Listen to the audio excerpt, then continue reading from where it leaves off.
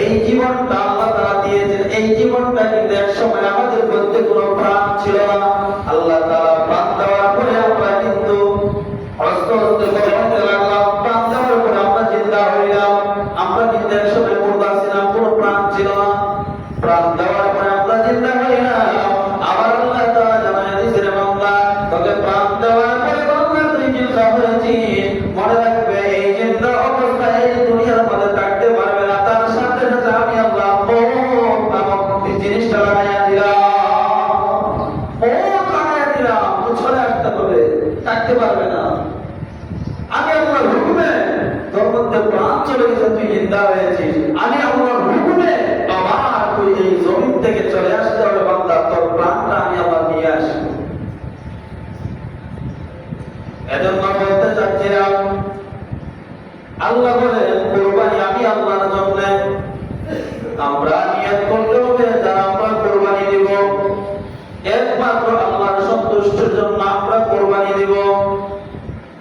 যে ব্যক্তি আল্লাহর সন্তুষ্টির জন্য কুরবানি দেয়, কুরবানির জন্য যেই পশুটা তারা ক্রয় করে ফেলে, যেই পশুটা আল্লাহর রাস্তায় কুরবানি দেয়, কালকে আমাদের ময়দানে আল্লাহ রাব্বুল আলামিন বলেন, যেই বান্দা তাকওয়া অর্জনের জন্য আমি আল্লাহর সন্তুষ্টির জন্য পশুর কুরবানি দেয়, কালকে আমাদের ময়দানে আমার আল্লাহ রাব্বুল আলামিন ওই পশু তার জন্য সুপারিশ করে আল্লাহ জান্নাতে পৌঁছাইবে।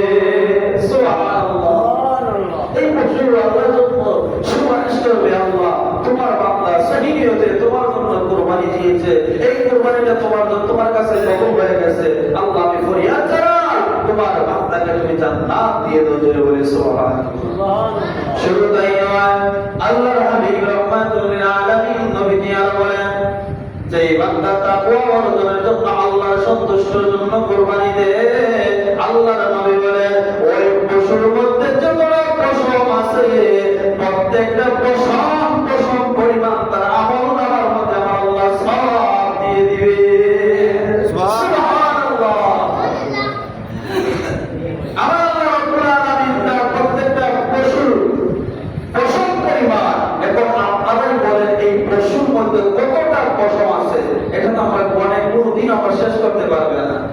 যদি কিয়ামত পর্যন্ত তাকে সময় দেওয়া হয়, এই পশুর মধ্যে কতটা পশম আছে তুমি গণে আমাকে জানাইও কতটা পশম আছে, কিন্তু সে বলতে পারবে না, পশমের কোনো শেষ নাই। এবার দেখেন আল্লাহ রাব্বুল আলামিন কতটুকু সওয়াবের অধিকারী বানাইবেন। শুধু তাই নয়, আল্লাহর নবী রাহমাতুল লিল আলামিন নবীজি বলেন, আমার দুনিয়ার উম্মতেরা রে তোমরা শুনে নাও, আমি আল্লাহ সব সময় দুইটা কুরবানি দিতাম। সাহাবীরা প্রশ্ন করে, ইয়া রাসূলুল্লাহ, ইয়া হাবিবাল্লাহ, নবী গো আপনি দুইটা কুরবানি কেন জানতে চাই? আবার আপনার নবী ডাক দিয়ে বলেন, সাহাবীরা রে আমি নবীর পক্ষ থেকে একটা কুরবানি আল্লাহর সন্তুষ্টির জন্য দেই, আর আরেকটা কুরবানি দেই আমার গুনাহগার উম্মতের জন্য। সুবহানাল্লাহ। আমার নবী ডাক দিয়ে বলেন, সাহাবীরা শুনে নাও, আমার উম্মতের মধ্যে এমন উম্মত থাকবে, সে থাকবে খুব দরিদ্র, সে থাকবে খুব গরিব, কুরবানি দেওয়ার মতো তার কোনো সাধ্য থাকবে না। ধনীরা কুরবানি দিতে পারবে, কিন্তু আমার গরিব উম্মতেরা কুরবানি দিতে পারবে না। তখন আমার গরিব উম্মতেরা, দরিদ্র উম্মতেরা তারা আফসোস করবে কুরবানির জন্য। সেই সময় যেন আমার গরিব উম্মতেরা যেন আফসোস না করতে পারে, যার কারণে আমি নবী অভিভাবক হয়ে আমার উম্মতের জন্য আমি একটা কুরবানি দিয়ে গেলাম। আমার নবী উম্মতের জন্য কুরবানি দিয়ে গেছেন, তাই আমরা উম্মত হিসাবে, নবীর উম্মত হিসাবে এটা আমাদের কর্তব্য, আমাদের দায়িত্ব, এটা আমাদের ইনসাফের ব্যাপার যে নবীজি আমাদের জন্য কুরবানি দিয়েছেন, তাই আমরা যারা কুরবানি দেই, দেওয়ার মতো সাধ্য আছে, এটা আমাদের কর্তব্য যেন মুহাম্মদ সাল্লাল্লাহু আলাইহি ওয়াসাল্লাম নবীজির নাম মুবারকটা যেন আমরা মহব্বত করে কুরবানির মধ্যে দেই। কথা বলেন ঠিক কি না? এটা আমাদের দায়িত্ব। যদি নবীর প্রতি আমরা প্রেম থাকে, মহব্বত থাকে, যে নবী এক সময় আমাদের জন্য দিয়ে গেছেন, তাহলে আমাদের উচিত দায়িত্ব আমরা দিতাম, না দিলে কোনো সমস্যা নাই। কিন্তু দেওয়াটা আমাদের দায়িত্ব, মহব্বতের ব্যাপার। যাই হোক, আলহামদুলিল্লাহ আমার ভালো লাগছে। আপনারা এই সাইডের মধ্যে অনেক ভাই বলছে যে সব আগে যে হুজুর আমার নবীর নাম আমরা সবার আগে দিব, এটা আমার কাছে খুব ভালো লাগছে। আলহামদুলিল্লাহ। সম্মানিত প্রিয় হাজিরিন, বাবার আমার, কোরবানি এমন একটা জিনিস, যেই ব্যক্তি কোরবানি দেওয়ার মতো তার সামর্থ্য হয়ে গেছে, সে অবশ্যই কোরবানি দিতে হবে, তার জন্য কোরবানি দেওয়া হয়ে গেছে। আর তার সামর্থ্য থাকা সত্ত্বেও যদি সে যদি কোরবানি না দেয়, কাল কিয়ামতের ময়দানে আমার আল্লাহর কাছে জবাব দিতে হবে। কথা বলেন ঠিক কিনা? কোরবানি টাকা সামর্থ্য অবস্থায় যদি সে যদি কোরবানি না দেয়, আল্লাহর কাছে জবাব দিতে হবে। কারণ টাকা পয়সা বাড়ি গাড়ি এগুলো তো দিয়েছেন আমার আল্লাহ, আল্লাহ দিয়েছেন, দিয়ে আমার আল্লাহ পরীক্ষা করে দেখি আমার বান্দা আমার জন্য কতটুকু আমাকে খুশি করার জন্য সে কতটুকু রাজি হইতে পারে। শুধু তাই নয়, আল্লাহ রাব্বুল আলামিন মানুষকে পরীক্ষা করেন, ধন দিয়ে পরীক্ষা করেন, টাকা দিয়ে পরীক্ষা করেন, সন্তান দিয়ে পরীক্ষা করেন, বিভিন্ন ভাবে আল্লাহ তাআলা পরীক্ষা করেন। যেমনি ভাবে আমার আল্লাহ রাব্বুল আলামিন হযরত ইব্রাহিম আলাইহিস সালাতু ওয়াস সালামকে শেষ বয়সে সন্তান দিয়ে আল্লাহ পরীক্ষা করেছে। সুবহানাল্লাহ। শেষ বয়সে আল্লাহ তাআলা পরীক্ষা করে সন্তান দিয়ে পরীক্ষা করেছে। এজন্য আমাদের সমাজে অনেক জায়গার মধ্যে যদি অনেক ভাই বোনদের করে যখন বাচ্চা না হয়, তাহলে আল্লাহ রহমতটা কি হয় আশা হবেন না। আমার আল্লাহ চাইলেও শেষ বয়সে আল্লাহ দিতে পারে, যেটা ইব্রাহিম নবীকে দিয়ে আল্লাহ তাআলা প্রমাণ দিয়েছে। এজন্য আল্লাহর উপর ভরসা রাখতেন, আল্লাহ তাআলা চাইলে দিতে পারে। আর আল্লাহ যদি চায় না, পৃথিবীর কাহারও ক্ষমতা নাই যে সন্তান জন্ম দেওয়ার। কথা বলেন ঠিক কিনা? আল্লাহর উপরে ভরসা এবং বিশ্বাস রাখতে হবে। শুধু তাই নয়, ইব্রাহিম আলাইহিস সালাম আল্লাহর কাছে বললেন, রব্বি হাবলি মিনাস সালিহিন। আল্লাহু আকবার। আমার আল্লাহ বলেন, হযরত ইব্রাহিম আলাইহিস সালাম আল্লাহর কাছে বলেন, আল্লাহ আমাকে তুমি নেককার সন্তান দান করো, নেককার সন্তান দান করো, মুহসিন সন্তান তুমি দান করো। ইব্রাহিম নবী আল্লাহর কাছে দোয়া করে যে আল্লাহ তুমি আমাকে নেককার সন্তান দান করো। তার মানে ইব্রাহিম নবী প্রমাণ দিয়ে গেলেন, সন্তান যদি চাইতে হয় আমরা আল্লাহর কাছে নেককার সন্তান চাইবো। কথা বলে ঠিক কিনা? রাব্বি হাবলি মিনাস সালিহিন। ইব্রাহিম নবী আল্লাহর কাছে নেককার সন্তান চাইলেন, আমার আল্লাহ জবাব দিয়ে দিলেন, ফাবাশারনাহু বিগুলামিন হালিম। আল্লাহু আকবার। আমার আল্লাহ বলেন, ইব্রাহিম তুমি আমি আল্লাহর কাছে নেককার সন্তান চাইছো রে ইব্রাহিম, আমি তোমার দোয়াকে আমি আল্লাহ কবুল করলাম, তোমাকে সুসংবাদ আমি আল্লাহ শোনাইয়া দিব। সুবহানাল্লাহ। ফাবাশশারনাহু বিগুলামিন হালিম। ইব্রাহিম তোমাকে আমি সুসংবাদ শোনাবো, শোনাইয়া দিব। এমন অবস্থায় হযরত ইসমাঈল আলাইহিস সালাম হযরত ইব্রাহিম নবীর ঘরে আমার আল্লাহ দান করে দিলেন। সুবহানাল্লাহ। ইব্রাহিম নবী দোয়া করেছেন, আল্লাহ তাআলা ইব্রাহিম নবীর ঘরে হযরত ইসমাঈল আলাইহিস সালাম আল্লাহ তাআলা দান করে দিলেন। এরপরে আমার আল্লাহ রাব্বুল আলামিন কত সুন্দর করে বলেন, ইব্রাহিম আলাইহিস সালামের ঘরে যখন ইসমাঈলকে আল্লাহ তাআলা দান করলেন, আল্লাহ তাআলা এখন পরীক্ষা করেন, আমার ইসমাঈলকে শেষ, আমার ইব্রাহিমকে শেষ বয়সে আমি আমার পুত্র সন্তান দান করলাম ইসমাঈলকে। দেখি ইসমাঈলকে একটা পরীক্ষা করিয়া তাকে পরীক্ষার মধ্যে কেমন জয়লাভ করতে পারে। কারণ আল্লাহ মুসলিম বান্দাদেরকে আল্লাহ তাআলা বিভিন্ন ভাবে পরীক্ষা করে। আল্লাহ তাআলা জানিয়ে দিলেন, ইব্রাহিম তোমার সন্তানকে তুমি নিয়ে বনবাসের মধ্যে তুমি চলে যাও। তখন ইব্রাহিম আলাইহিস সালাম আল্লাহর হুকুম পালন করলেন। এমন অবস্থায় ইব্রাহিম আলাইহিস সালাম ওনার সন্তানকে ডাক দিয়ে বললেন, قال يا بني إني أرى في المنام أني أذبحك فانظر ماذا ترى। الله أكبر। হযরত বলেন সন্তান ইসমাঈল আমার আল্লাহ রাব্বুল আলামিন আমাকে স্বপ্নে দেখাইছেন কুরবানি দেওয়ার জন্য।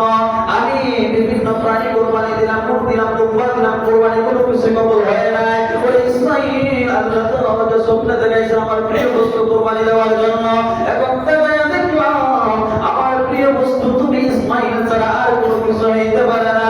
ওগো সন্তান ইসমাঈল এই ব্যাপারে তোমার মতামত কি তুমি আমাকে জানাও। তখন ইসমাঈল আলাইহিস সালাম ওনার বাবার জবাবটা সুন্দর করে দিয়ে দিলেন। قال يا أبت افعل ما تؤمر ستجدني إن شاء الله من الصابرين।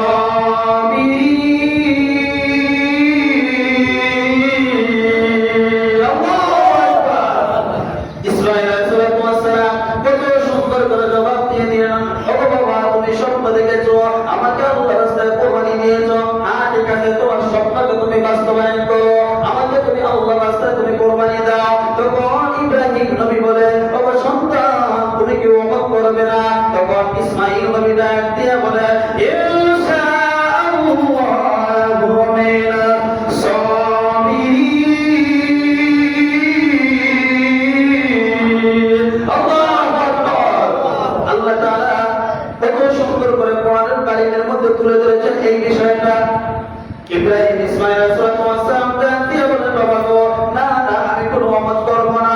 ও বাবা তোমার স্বপ্নকে তুমি বাস্তবায়ন করো, আমাদের ধৈর্যশীলদের অন্তর্ভুক্ত তুমি পাবে। জোরে বলি সুবহানাল্লাহ। হযরত ইব্রাহিম আলাইহিস সালাম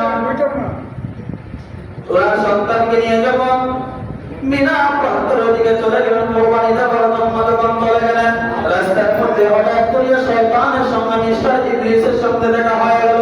ইবলিস ডাক দিয়ে বলে ও ইসমাঈল তোমার বাবা তোমাকে জবাব করার জন্য তোমাকে নিয়ে যাইতেছে, তুমি তোমার বাবার সঙ্গে তুমি যাবে না। শয়তান কিন্তু কুমন্ত্রণা দিতেছে।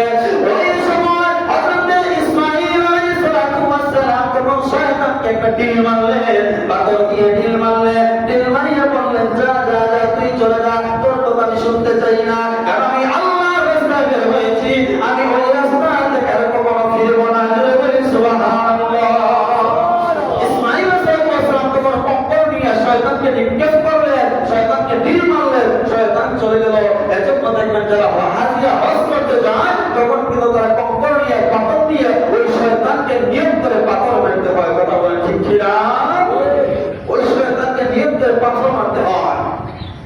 এজন্য বাবা আমার হযরত ইসমাঈল নবীকে মিনা প্রান্তরের মধ্যে যখন নিয়ে চলে গেলেন, যাওয়ার পরে যখন সময় দিলেন জবাব করার জন্য আল্লাহর রাস্তায় কুরবানি দেওয়ার জন্য, তখন ইব্রাহিম নবী ডাক দিয়ে বলেন ও আমার সন্তান ইসমাঈল তুমি নিচের মধ্যে মাটির মধ্যে তুমি শুয়ে যাও, মরুভূমির মধ্যে তুমি শুয়ে যাও, তোমাকে কুরবানি করব। তখন ইসমাঈল নবী ডাক দিয়ে বলেন বাবা তুমি আমাকে কুরবানি দেওয়ার জন্য মিনা প্রান্তরের মধ্যে এসেছো বাবা, আমাকে সময় দিলে জবাব করার জন্য। ঠিক আছে আমি ধৈর্যশীলদের অন্তর্ভুক্ত আমাকে বলে, তবে আপনার কাছে একটা ওসিয়ত করি বাবা, তুমি আমাকে জবাব দেওয়ার আগে কুরবানি করার আগে আমার দুইটা চোখ তুমি বেঁধে ফেলো বাবা, কারণ আমার চোখটা যদি বেঁধে না ফেলো কোনো বাবার কোনো জবাব হবে না, শান্ত হবে না সন্তানের চোখের দিকে তাকিয়ে কুরবানি করার জন্য। মেহরবানি করে আমার দুইটা চোখ আপনি বেঁধে ফেলেন। তখন বাবা দুইটা চোখ বেঁধে ফেললেন, আবার বললেন বাবা তুমি আমার দুইটা হাত তুমি বেঁধে ফেলো, কারণ আমার হাতটা নড়াচড়া করতে পারে, আমার হাত নড়াচড়া করলে আমার বিয়াদবি হবে। তখন দুইটা হাত বেঁধে ফেললেন। ইসমাঈল ডাক দিয়ে বলে বাবা গো আমার দুইটা পা তুমি বেঁধে ফেলো, কারণ আমার পাটা না বাঁধলে আমার পাটা নড়াচড়া করবে গো বাবা। তখন ইব্রাহিম নবী পা বেঁধে ফেললেন, যখন ছুরি চালাইতে লাগলেন ইসমাঈল নবী ডাক দিয়ে বলে বাবা গো বাবা তোমাকে বলেছি চোখ বাঁধার জন্য, তোমাকে বলেছি হাত বাঁধার জন্য, তোমাকে বলেছি পা বাঁধার জন্য। ও বাবা মেহরবানি করিয়া আমার চোখ আমার হাত আমার পাটা খুলে দাও বাবা। ইব্রাহিম নবী বলেন ইসমাঈল তুমি বললে চোখ বাঁধার জন্য বেঁধে ফেললাম, তুমি বললে হাত বাঁধার জন্য বেঁধে ফেললাম, তুমি বললে পা বাঁধার জন্য বেঁধে ফেললাম, আমার কেন পুরার জন্য তুমি বলতেছো? তখন ইসমাঈল নবী বলতে বাবা আমি এজন্যই পুরার জন্য বলেছি গো বাবা, তুমি যদি আমার হাত পা চোখ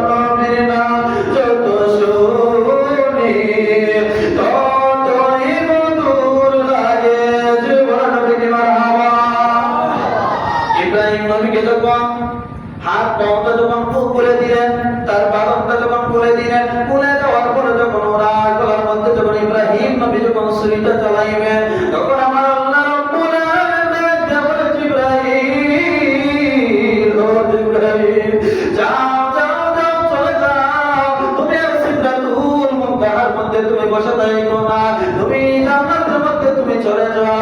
জান্নাতটা কি একটা কোম্পানিয়া, দ্রুত গতিতে তুমি বিনা প্রান্তরের মধ্যে চলে যাও। একবার বলা যাবে কি আল্লাহু আকবার।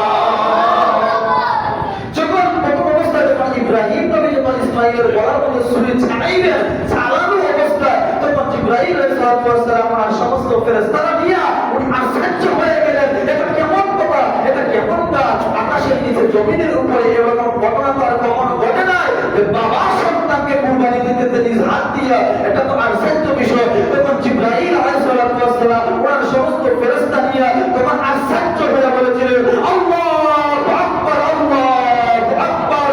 তখন ওই জিবরাইলের আওয়াজটা শুনিয়া ইসমাঈল নবী শোয়া অবস্থায় থেকে বলেছিলেন লা ইলাহা ইল্লাল্লাহু আল্লাহু আকবার। এই আওয়াজটা শুনিয়া হযরত ইব্রাহিম আলাইহিস সালাম বলেছিলেন লা ইলাহা ইল্লাল্লাহু আল্লাহু আকবার, আল্লাহু আকবার ওয়া লিল্লাহিল হামদ, সুবহানাল্লাহ। এটা হয়েছে আইয়ামে তাশরিক। এই তাশরিকটা 3 জনের সমন্বয় অবস্থায় এই আইয়ামে তাশরিকটা চলে এসেছে। এর জন্য আমরা প্রত্যেক ফরজ নামাজের পরে 9 জিলহজ, ফজরের পর থেকে নিয়ে 13 জিলহজ আসর পর্যন্ত এই আইয়ামে তাশরিক আমরা পড়ি। এই দুনিয়ার প্রত্যেক পুরুষ এবং নারী, নর নারীর জন্য একবার পড়া ওয়াজিব, বাধ্যতামূলক করতেই হবে, 3 বার পড়া মুস্তাহাব। জোরে বলি সুবহানাল্লাহ। আসুন আমরা সবাই করি আল্লাহু আকবার, আল্লাহু আকবার, লা ইলাহা ইল্লাল্লাহু, আল্লাহু আকবার, আল্লাহু আকবার ওয়া লিল্লাহিল হামদ। আল্লাহু আকবার, আল্লাহু আকবার, লা ইলাহা ইল্লাল্লাহু, আল্লাহু আকবার, আল্লাহু আকবার ওয়া লিল্লাহিল হামদ। জোরে বলি সুবহানাল্লাহ। এজন্য এই আইয়ামে তাশরিকটা যেন আমরা মনোযোগ সহকারে যেন আমরা পড়ি। জামাতগত অবস্থায়, পড়া অবস্থায় যদি কেউ ভুলে যায় তাহলে পিছন থেকে আপনারা আওয়াজ দিবেন, আর বাড়িতে যখন একা একা নামাজ পড়বেন তারপর ওইটা মনোযোগ সহকারে পড়বেন, আর অবশ্যই পড়তে হবে, বাবা এটা ওয়াজিব। এবার শুনুন, হযরত জিবরাইল আলাইহিস সালামকে আল্লাহ তাআলা অর্ডার করেন, জিবরাইল তুমি জান্নাতের সিদরাতুল মুনতাহার মধ্যে বসে থাকো না, তুমি জান্নাতের মধ্যে চলে যাও। জান্নাত থেকে একটা দুম্বা নিয়ে দ্রুত গতিতে বিনা প্রান্তরের মধ্যে তুমি চলে যাও। যখন বিনা প্রান্তরের মধ্যে ইব্রাহিম আলাইহিস সালামের কাছে জিবরাইল যখন দুম্বাটা নিয়ে আসলেন, আসার সময় ইব্রাহিম দিয়ে বলে তোমার পরিচয় কি, তুমি কিসের জন্য এসেছো? জিবরাইল বলে আমি হইলাম জিবরাইল, আল্লাহর পক্ষ থেকে এসেছি, জান্নাত থেকে দুম্বা নিয়ে এসেছি দুম্বা কুরবানি দেওয়ার জন্য। তখন ইব্রাহিম নবী বলেন না না না না, আমি দুম্বা কুরবানি দিব না, আমি সন্তানকে কুরবানি দেব। আমি দুম্বা কুরবানি দিয়েছি, উট কুরবানি দিয়েছি, আমার কাছে কবল হয় না, এখন আমার পুত্র সন্তানকে কুরবানি দিয়ে আল্লাহকে আমি সন্তুষ্ট করব। তোমার পশু, তোমার দুম্বা আমি কুরবানি দেব না। সাথে সাথে আমার আল্লাহ আয়াত নাযিল কইরা কত সুন্দর করে স্পষ্ট করে বুঝাইয়া দিয়েছে,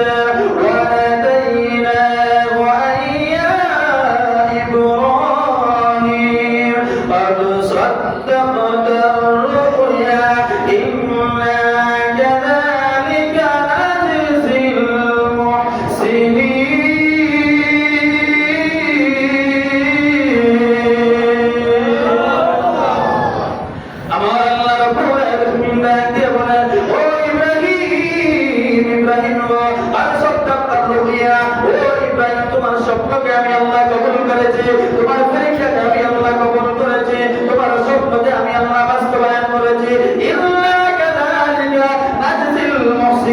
ইব্রাহিম তুমি শুনে নাও, নিশ্চয় আমি আল্লাহ আমার মুসলিম বান্দাদেরকে, নিশ্চয় আমি আল্লাহ আমার বন্ধুদেরকে আমি আল্লাহ এইভাবে পরীক্ষা করে প্রতিদান দিয়ে থাকি। জুড়ে বলা যাবে কি সুবহানাল্লাহ।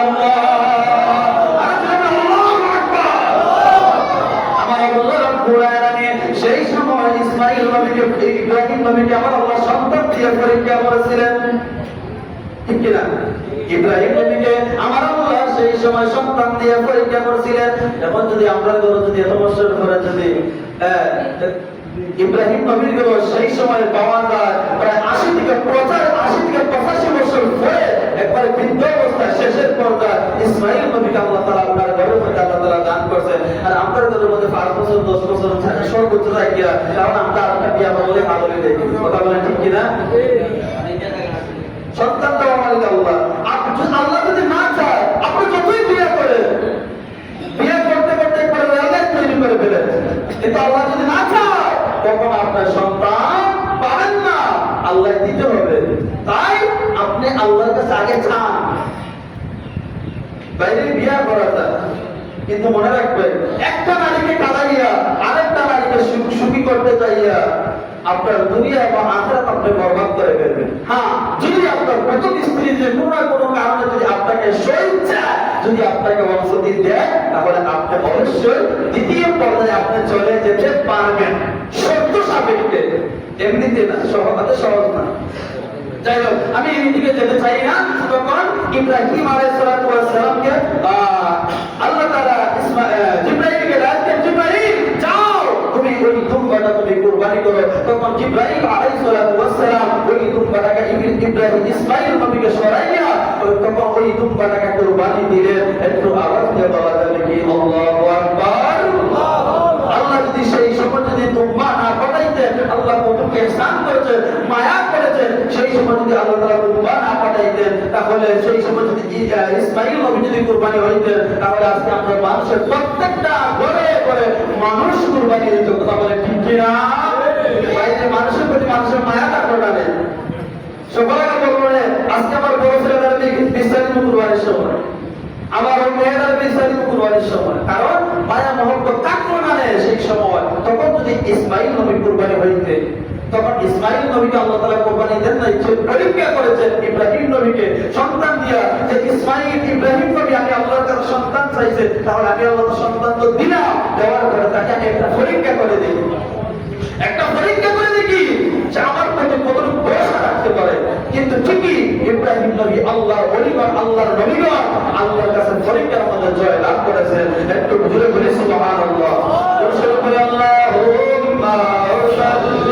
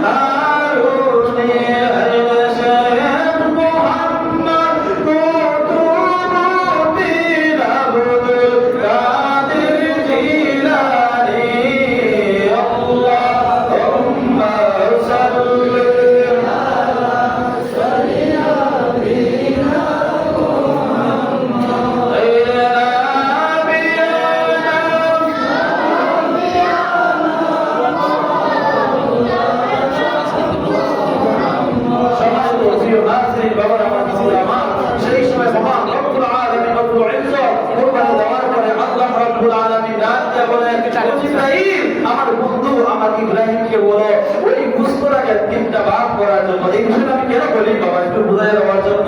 3টা ভাগ করার জন্য, একটা ভাগ জন্য নিজের জন্য রেখে দেয়, আরেকটা ভাগ জন্য আত্মীয় স্বজনের জন্য রেখে দেয়, আরেকটা ভাগ